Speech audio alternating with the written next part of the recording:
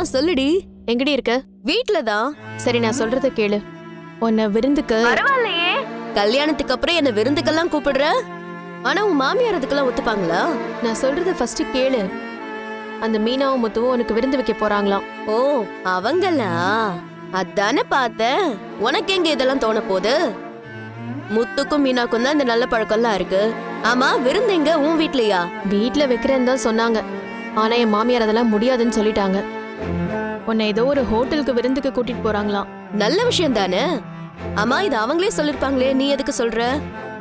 இங்க பாரு வித்யா, அவங்க விருந்து கொடுக்குறாங்கன்ற சந்தோஷத்துல அவங்க கிட்ட நீ ஏதாவது உளறி வச்சிராத. ஏன்?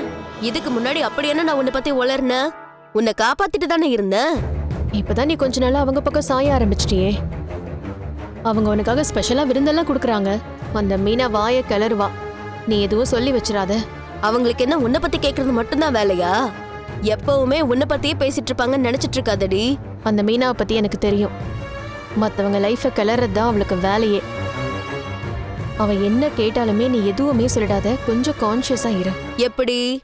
மனசுக்குள்ள ஸ்ரீராம ஜெயம் சொல்ற மாதிரி ரோஹிணி பத்தி சொல்லக்கூடாது, ரோஹிணி பத்தி சொல்லக்கூடாதுன்னு சொல்லிக்கிட்டே இருக்கவா? கிண்டலா? பின்ன என்னடி? அவங்க எங்களை விருந்துக்காக கூப்பிட போறாங்க. அங்க போய் கொஞ்ச நேரம் சந்தோஷமா என்ஜாய் பண்ணிட்டு வரலான்னு பார்த்தா அங்கேயும் போய் உன் பிரச்சனையை தூக்கி நான் என் தோல்ல வச்சுக்கணுமா? நான் நல்லா ஜாலியா என்ஜாய் பண்ண போறேன். மத்த எதை பத்தியும் நான் யோசிக்க போறது இல்ல. என்னால கான்ஷியஸாலாம் இருக்க முடியாது. அப்புறம் ஏன் சந்தோஷம் தான் போகும்.